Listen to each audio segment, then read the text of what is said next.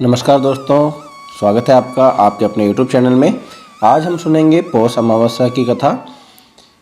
पौष मास की अमावस्या का दिन था। ठंड अपने चरम पर थी। सुबह की धुंध ने पूरे गांव को सफ़ेद चादर से ढक रखा था। सूरज मानो आज उगने में संकोच कर रहा हो।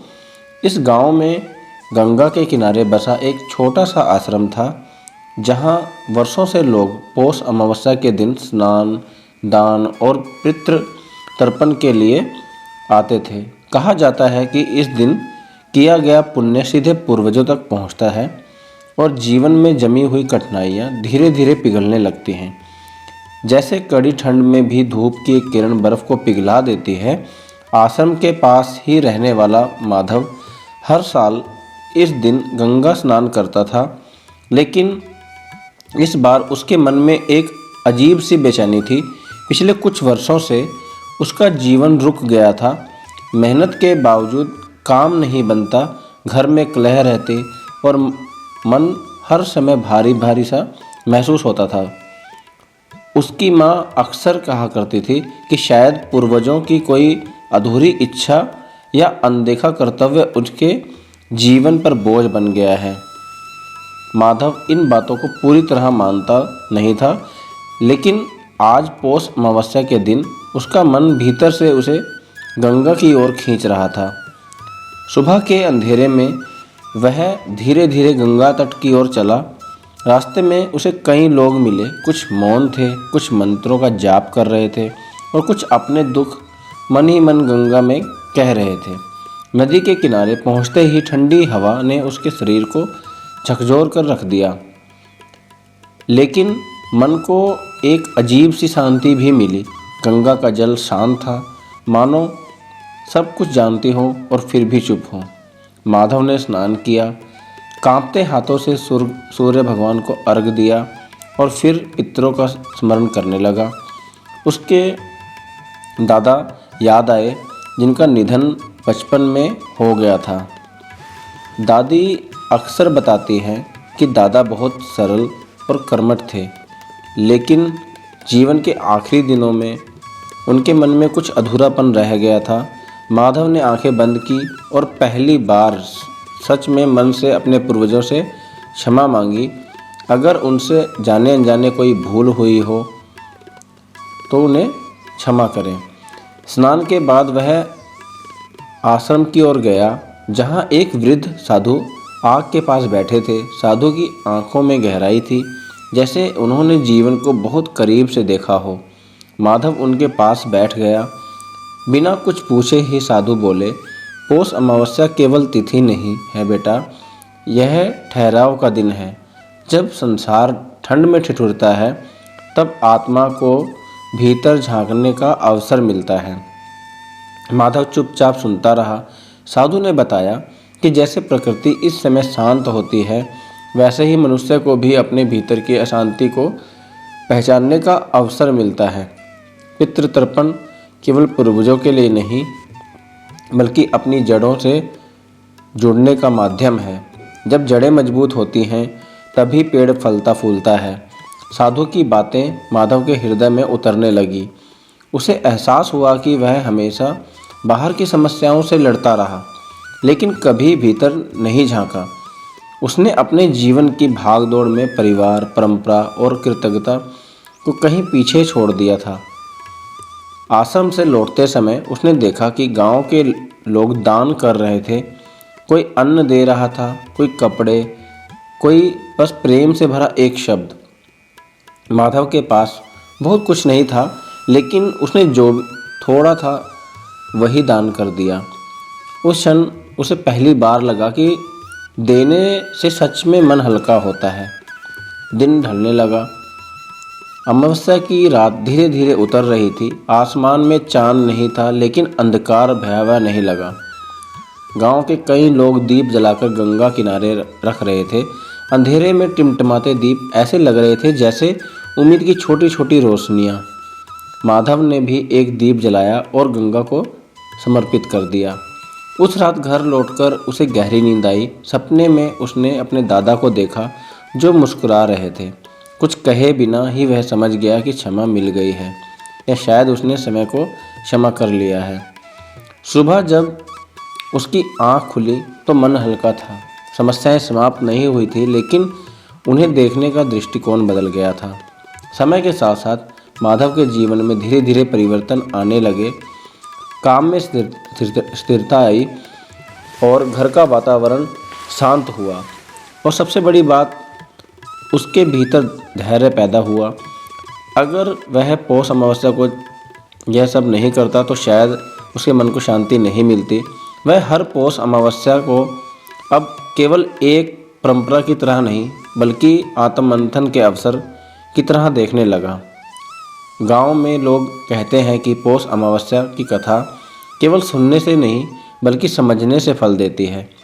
यह दिन याद दिलाता है कि अंधकार भी आवश्यक है, क्योंकि उसी में दीप की कीमत समझ आती है। ठंड भी जरूरी है, क्योंकि वही हमें उष्मा का महत्व बताती है। और पूर्वजों की स्मृति इसलिए ज़रूरी है, क्योंकि उन्हीं की वजह से हमारा अस्तित्व है। इस तरह पौष अमावस्या माधव के लिए केवल एक तिथि नहीं रही, बल्कि जीवन की दिशा बदलने वाला अनुभव बन गई। हर वर्ष जब यह दिन आता है, वह गंगा किनारे जाकर उसी शांति को महसूस करता, उसी मौन को सुनता और उसी अंधकार में अपने भीतर की रोशनी खोजता। समय आगे बढ़ता गया और माधव के भीतर यह अनुभव गहराता गया। पौष अमावस्या केवल एक दिन नहीं, बल्कि एक प्रक्रिया है जो पूरे वर्ष मनुष्य के भीतर चलती रहती है।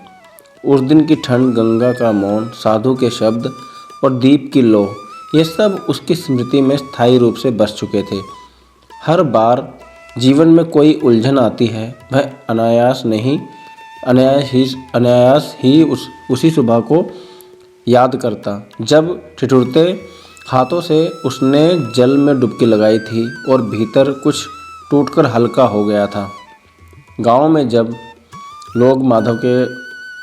अब लोग भी माधव में आए बदलाव को महसूस करने लगे थे। जो पहले जल्दी चिढ़ जाता था, अब धैर्य से बातें करता। जो पहले केवल अपने दुखों में उलझा रहता था, अब दूसरों की पीड़ा भी समझने लगा था। उसकी माँ अक्सर चुपचाप उसे देखती और मन ही मन गंगा को धन्यवाद देती। उसे लगता था कि बेटा जैसे भीतर से बड़ा हो गया है, उम्र से नहीं, समझ से।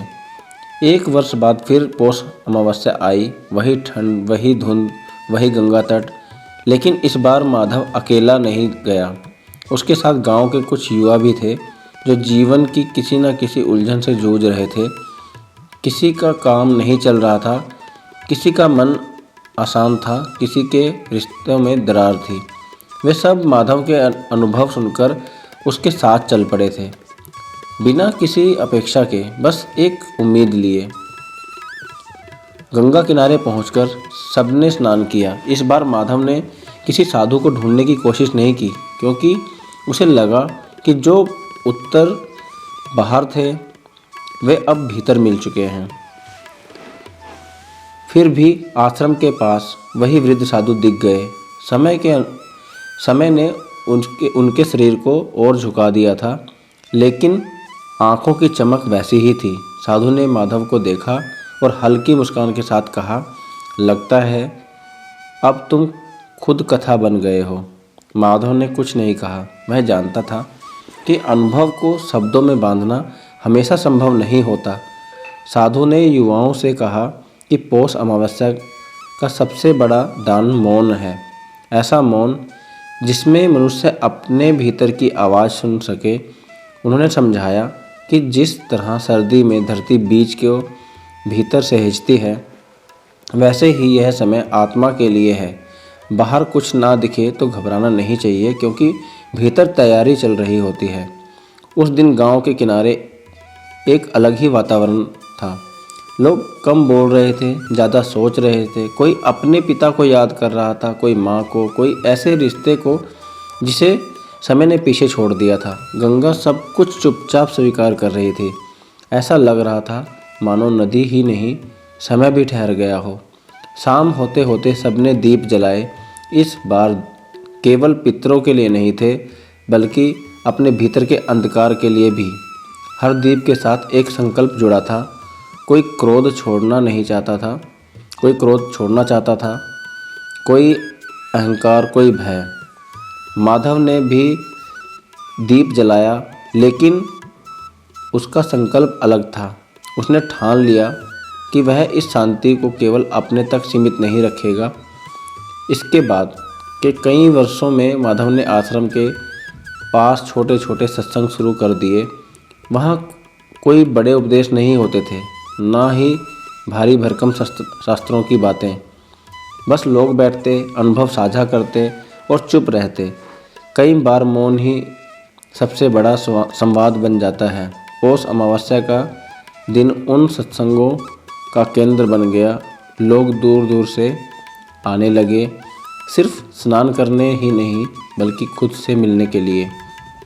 माधव ने देखा कि जिन समस्याओं को लोग सबसे बड़ा समझते हैं, वे अक्सर भीतर की अनसुनी आवाज़ का परिणाम होती है। जब मनुष्य ठहरना सीख लेता है तो आधे उत्तर अपने आप मिल जाते हैं।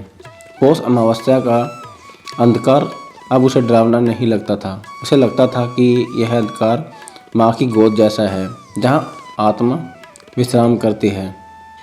एक बार एक बूढ़ी स्त्री उसके पास आई। उसकी आंखों में वर्षों का दुख था। उसने कहा कि उसका बेटा उसे छोड़कर चला गया है और मन में बहुत कड़वाहट है। माधव ने उसे कोई समाधान नहीं दिया, बस उसके साथ गंगा किनारे बैठ गया। ठंडी हवा बह रही थी, पानी बह रहा था और समय चुप था। कुछ देर बाद उस स्त्री की आंखों से आंसू बहने लगे। उसने कहा, आज पहली बार मन हल्का लग रहा है। माधव समझ गया कि पौष अमावस्या की कथा शब्दों में नहीं, अनुभव में है। धीरे धीरे यह कथा गांव की सीमा से बाहर फैलने लगी। लोग इसे किसी चमत्कार की तरह नहीं बल्कि एक सच्चाई की तरह देखने लगे। यह दिन उन्हें याद दिलाता है कि जीवन केवल आगे दौड़ने का नाम नहीं बल्कि कभी कभी रुकने, ठहरने और पीछे देखने का भी नाम है। साल दर साल गंगा वैसे ही बहती रही, ठंड आती रही, अमावस्या का अंधकार उतरता रहा, लेकिन माधव के भीतर अब कोई डर नहीं था। उसे पता था कि हर अंधकार के भीतर बीज छिपा है और हर ठहराव के पीछे एक नई शुरुआत। पौष अमावस्या उसके लिए पूर्वजों की स्मृति, वर्तमान की जागरूकता और भविष्य की तैयारी का संगम बन चुकी है। वह जान गया था कि जब मनुष्य अपनी जड़ों को स्वीकार करता है तभी वह ऊंचाई की ओर बढ़ता है। और इस तरह हर वर्ष पौष अमावस्या की आती गंगा किनारे जलते दीप केवल परंपरा का हिस्सा नहीं होते बल्कि उन अनगिनत मनों की कहानी होते हैं जो अंधकार में भी प्रकाश ढूंढना सीख चुके थे। यह कथा न किसी के एक व्यक्ति की थी, न किसी एक दिन की। यह उस मौन यात्रा की कथा थी जो हर इंसान को कभी न कभी करनी ही पड़ती है, अपने भीतर उतरने की यात्रा। उम्मीद है आपको यह कथा पसंद आई होगी। अगर अच्छी लगी है तो चैनल पर नए हैं लाइक करें, कमेंट करें और सब्सक्राइब ज़रूर करें। मिलता हूँ फिर किसी नई कथा के साथ। तब तक के लिए धन्यवाद।